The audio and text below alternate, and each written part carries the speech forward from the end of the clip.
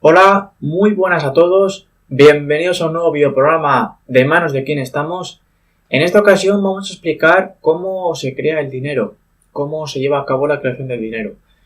Todos hemos visto alguna vez en la televisión o en alguna otra parte cómo en los bancos centrales se crean billetes con esas grandes planchas de papel que crean montones de billetes, y hay gente que cree que el dinero lo crean únicamente los bancos centrales, y esto no es del todo cierto.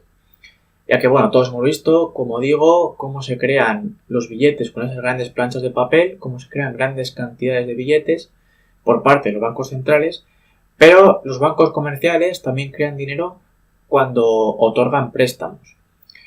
Cuando otorgan un préstamo, los bancos no emiten dinero físico porque no tienen la potestad para hacerlo, ni se van a una mina y sacan oro o diamantes, sino que únicamente lo que hacen es añadir dígitos en una pantalla de ordenador, unos y ceros como yo le llamo, y crean dinero como deuda. Más o menos se ha calculado, se ha estimado que entre el 5 y el 15% del total del dinero existe como dinero físico y el resto sería dinero bancario. En Occidente estos porcentajes son menores. Por ejemplo, en Estados Unidos se ha estimado que entre el 3 y el 5% del dinero existe como dinero físico. Vamos a explicar primero cómo crean dinero los bancos centrales, porque no simplemente emiten el dinero en papel y ya está, sino que es un poquito más complejo. Y luego vamos a explicar cómo crean dinero los bancos comerciales, cómo crean el dinero bancario. Primero vamos a analizar cómo crean dinero los bancos centrales, y para ello vamos a poner como ejemplo a la Reserva Federal, que es el Banco Central de Estados Unidos. El Tesoro emite unos papelitos a los que les llama bonos de deuda y realiza subastas de estos bonos. Una gran parte de ellos los compran los bancos y obtienen beneficios en forma de intereses, que son los intereses de la deuda. Después, a través de lo que se llaman las operaciones de mercado abierto, los bancos venden algunos de estos bonos a la Reserva Federal. Para pagarlos, la Reserva Federal crea el dinero físico, aunque también paga una parte de este dinero, a través de unos y ceros, pero es aquí donde utiliza el dinero físico. Con este dinero que crea, compra los bonos a los bancos y el dinero comienza a existir. Los bancos toman una parte de este dinero que han obtenido por la venta de estos bonos y compran más bonos en nuevas subastas que realiza el Tesoro, y este ciclo se repite una y otra vez. Por, simplificarlo, es una especie de intercambio de papeles entre el Tesoro y la Reserva Federal, en el que el sector financiero aparece como intermediario, por supuesto ganando dinero cada vez que se repite el ciclo, y endeudando más y más al pueblo estadounidense, haciendo aumentar la deuda pública. A través de este ciclo, la Reserva Federal se queda con los bonos de deuda y el Tesoro se queda con el dinero. En el siguiente paso, el Tesoro destina ese dinero para el pago de los gastos de la administración, pago a funcionarios, pago de los contratos que realiza el gobierno, obras públicas, etcétera, etcétera, etcétera. Este dinero, como no, terminará depositado en el sector bancario. Cuando el dinero llega al sector bancario, este está preparado para seguir multiplicándolo a través de lo que se conoce como el sistema de reserva fraccionaria, que vamos a explicar dentro de un momento. En el siguiente paso entra en escena el sistema impositivo, donde nos fríen a impuestos a la clase trabajadora, a las empresas, a los autónomos, habiendo impuestos para casi todo. Se paga a Hacienda y luego esa Hacienda traslada ese dinero al Tesoro para pagar las deudas.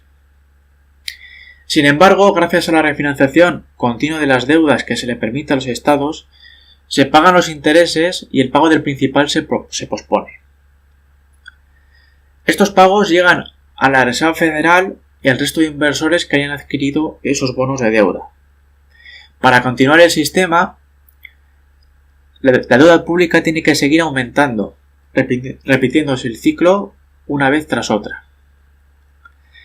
La gran banca gana dinero cuando hace de intermediario, pero también gana dinero porque son los accionistas de la Reserva Federal, debido al reparto de un dividendo anual del 6% que tiene establecido la Fed, como podemos comprobar aquí en este pantallazo de la página web de la propia Reserva Federal.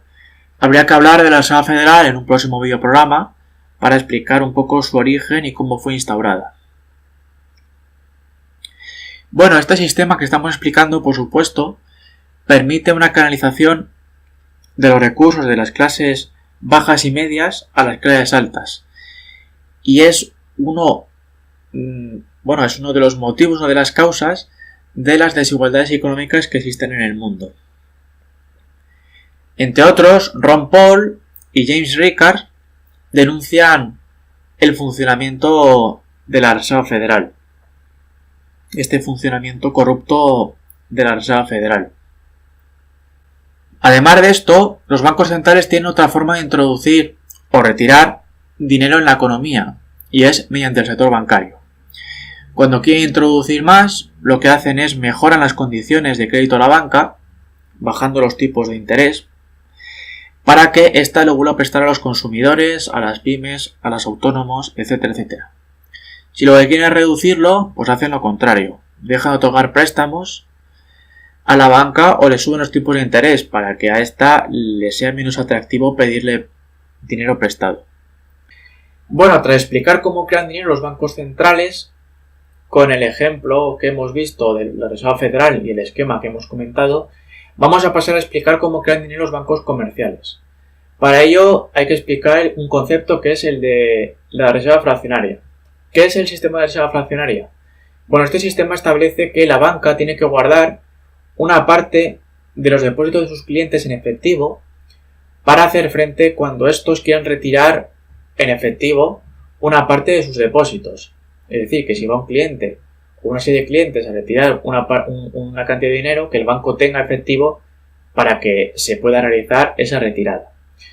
Tradicionalmente se ha establecido un 10% como, digamos, coeficiente más adecuado.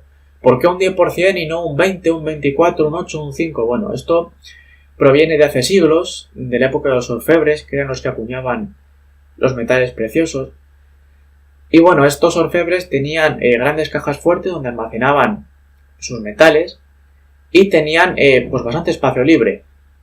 Y los ciudadanos, digamos, solicitaban de los orfebres, digamos, unos servicios de custodia, es decir, almacenaban allí su oro a cambio pues de una pequeña comisión, ¿no? Para que estuviera a salvo y no lo perdieran, no se lo robaran y demás.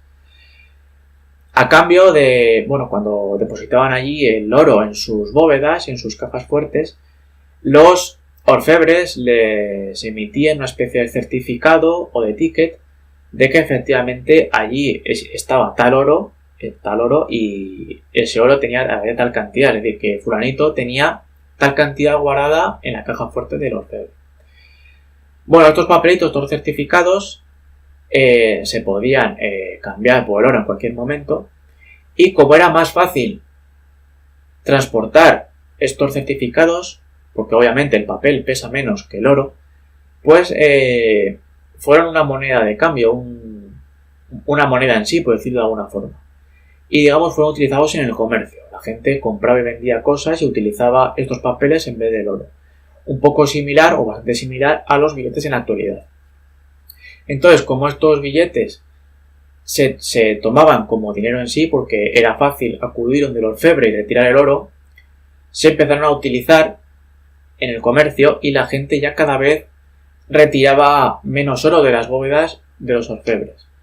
Y estos se dieron cuenta de que como cada vez había menos gente que se acercaba a retirar dinero de la caja fuerte, pues se les ocurrió la idea de prestar una parte de ese oro, digamos, a escondidas de sus clientes.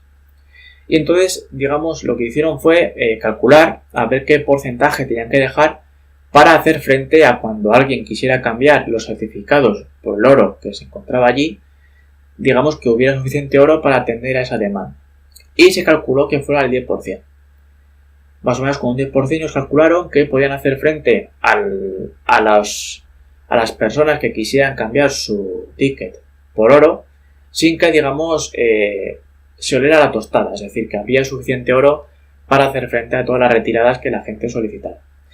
Llegó un momento en que la gente se dio cuenta de lo que estaban haciendo y los orfebres, para continuar haciéndolo, lo que hicieron fue ya no les cobraron por tener ahí el dinero, el oro custodiado, y además compartieron con ellos, con los clientes, una parte de los beneficios que obtenían de prestar el oro, que sería algo muy similar a los tipos de interés que existen en la actualidad y que ofrecen los bancos. Bueno, que ofrecen muy poco o cero, pero bueno, lo que hasta hace unos años existía. Y esto es el sistema de reserva fraccionaria. Vamos a utilizar ahora otro esquema para explicar cómo crean dinero los bancos comerciales. Ya hemos dicho que los bancos comerciales no crean dinero físico porque no tienen la potestad para hacerlo, solo lo tienen los bancos centrales, pero lo que hacen es crear dinero bancario cada vez que crean un préstamo. Vamos a ver cómo lo hacen. Vamos a suponer que esta persona, a la que vamos a llamar individuo A, tiene 10.000 euros que, que ha tenido siempre en casa y decide meterlos en un banco.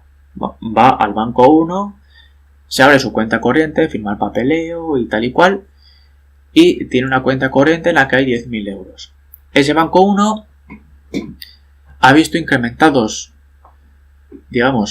sus depósitos en 10.000 euros. Este banco ahora podría prestar 9.000. ¿Por qué? Porque guarda el 10% en reservas y podría prestar el otro 90%.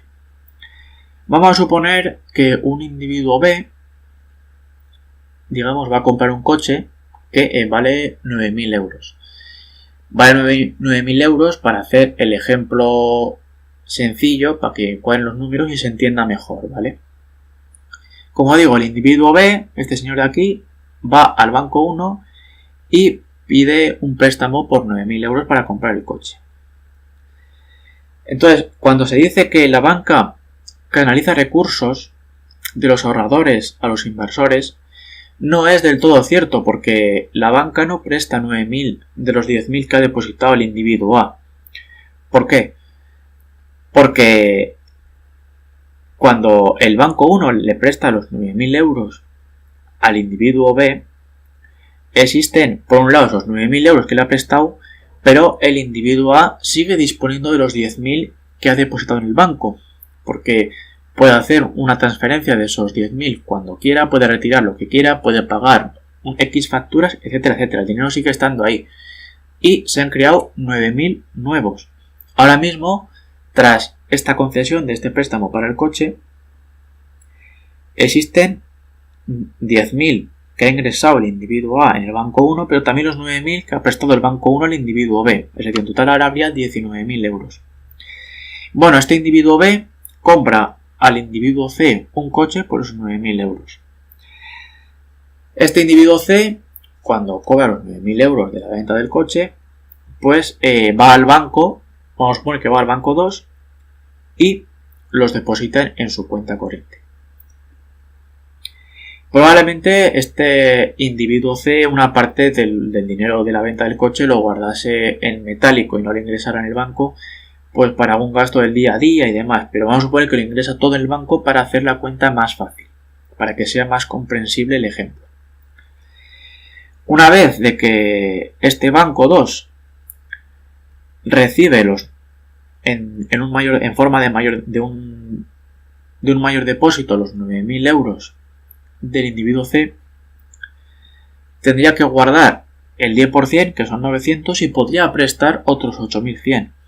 Y si ahora viene una cuarta persona a pedir un préstamo por 8.100 euros para hacer una reforma de su casa o cambiar el mobiliario o lo que sea, estaría creando otros 8.100 euros, porque los 9.000 siguen existiendo en depósito para el individuo C, que puede disponer de ellos, hacer con ellos lo que le parezca. Y los 10.000 iniciales siguen existiendo para el individuo A, que puede hacer con ellos también lo que le parezca. Es decir, que ahora ya no existirían los 10.000 iniciales solo, ni los 10.000 más los 9.000 del primer préstamo, sino que existirían los 10.000 iniciales, los 9.000 del primer préstamo y los 8.100 de este segundo préstamo para esta cuarta persona que haga una reforma en su casa. Al final, cada vez que hace un nuevo préstamo, crean un nuevo depósito, guardan el 10%, otro préstamo, guardan el 10% y así. Al final, la cantidad de dinero que se crea a partir de los 10.000 iniciales son 90.000 euros adicionales. Es decir, que en total habría 100.000 euros. Que sería como si el banco 1, después de recibir el depósito de los 10.000 del primer individuo, digamos, guardase los 10.000 y como guarda 10.000 podría prestar 90.000. En total habría 100.000. Es decir, que la banca podría multiplicar por 10 los depósitos que recibe siempre y cuando encontrase demanda para estos préstamos. Como digo, tradicionalmente era el porcentaje del 10% y hemos tomado también el 10% para facilitar los cálculos y la explicación del ejemplo. Actualmente este porcentaje lo fija el Banco Central Europeo y no es el 10%, sino que es el 1%. Es el 1%. Aquí lo podemos ver en esta captura que tomada de la página web del Banco de España.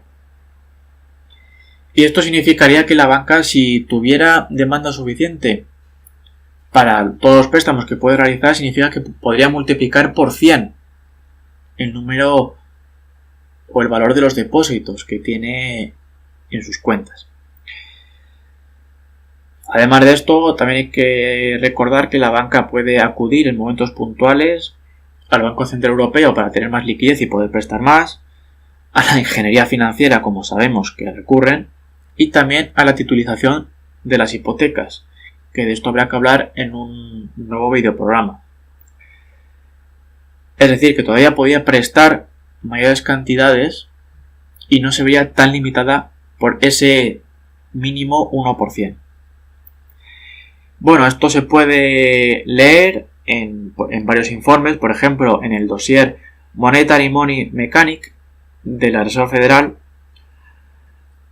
o en el informe Monetary Reform, A Better Monetary System for Iceland de Frosty Sigurjonsson de 2015. En estos informes se puede leer y comprobar cómo la banca comercial crea dinero y cómo básicamente utiliza este sistema. Bueno, ya hemos explicado cómo crea dinero los bancos centrales y la banca comercial. Sin embargo, esto solo es la primera parte, porque cuando uno pide un préstamo de 1.000 euros, 1.000 dólares, o si me está viendo desde otro lugar, 1.000 pesos o la moneda que sea, no tienes que devolver 1.000 dólares, 1.000 euros o 1.000 pesos, sino que tienes que devolver más, que son los intereses. Entonces la pregunta es, ¿el dinero que tienes que pagar por los intereses del préstamo, de dónde sale? Pues si hemos dicho que solamente el dinero lo crean los bancos centrales y los bancos comerciales, pues a la fuerza tiene que provenir de ahí. Pero si crean dinero con intereses, ¿de dónde sale el dinero para pagar los intereses del dinero para pagar los primeros intereses? Pues de nuevo dinero deuda de los bancos centrales y de los bancos comerciales. Entonces la pregunta es si la cantidad de dinero que se debe siempre es mayor que la cantidad que hay en circulación, porque todo el dinero se crea como deuda, ¿cómo es posible librarse de las deudas? Bueno, la respuesta es que no se puede. Esto es similar a la rueda de los hámster. Los hámster cuando están en una rueda que están corriendo y corriendo y esa rueda nunca se acaba. A mí me gusta comparar la creación del dinero con el juego de las sillas musicales. Ya conocéis el juego de las sillas musicales, que consiste en que suena una canción y hay varias personas caminando alrededor de una serie de sillas. La cosa es que en el juego siempre hay una silla menos del número de participantes, del número de personas que se mueven alrededor de las sillas. Ya sabéis que cuando la música se para, cada uno de los participantes tiene que sentarse en una silla y el que no consigue sentarse, porque siempre hay una silla menos de uno de los participantes, queda eliminado. Pues esto sería algo parecido, no hay dinero para pagar todas esas deudas y mientras la música suena, pues la cosa, parece que va bien, ¿no? El problema es cuando la música se para. Cuando llega la crisis económica, ya no se crea tanto dinero como antes y hay que pagar las deudas y no hay dinero para todo. Es un sistema que consiste en, para tapar un hoyo, crear un hoyo más grande. Y esta es la estafa del dinero deuda, la explicación de por qué la deuda de las personas, de las empresas y sobre todo de los países en esta época de crisis económica, pues está aumentando y aumentando, pues porque se crea todo el dinero como deuda y los intereses para pagar esa deuda se tienen que pagar con dinero creado a su vez como deuda y así sucesivamente, y el hoyo cada vez se hace más grande. Este sistema de creación de dinero genera bastante inestabilidad.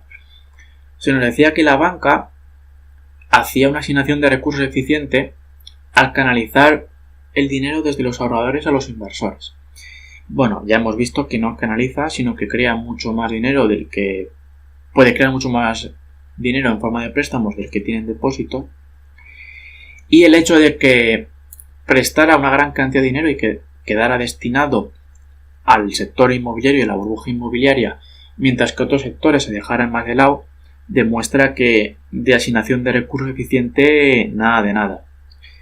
También hemos visto cómo la banca crea mucho dinero concediendo muchos préstamos cuando igual no es necesario tanto, pero cuando es necesario, cierra el grifo del crédito y constriñe la economía. Por eso se dice que un banquero es aquel que te presta un paraguas cuando hace sol y te lo quita cuando llueve. Claro, hay que recordar que la banca tiene mucho incentivo para crear dinero, porque cada vez que crea dinero en forma de préstamos, gana dinero en forma de intereses. A pesar de que la sociedad en ese momento quizá no requiera de tanto dinero y de tantos medios de pago. Como dije antes, cuando la sociedad lo requiere, necesita que se mueva la economía, la banca no lo presta, primero por incertidumbre y segundo porque a los tipos tan bajos, pues la incertidumbre tampoco le compensa tanto por, aquello de riesgo-rentabilidad. Hasta aquí el videoprograma de hoy explicando cómo se crea el dinero, cosa que no nos han contado, es un tema que no verás en la televisión. Yo te animo a que investigues más sobre esto para que veas todo lo que hay detrás y todos los problemas que genera este sistema. Hasta aquí el videoprograma de hoy. Dale like si te ha gustado, comenta lo que te parezca y nada, nos vemos en un próximo videoprograma. Un saludo a todos.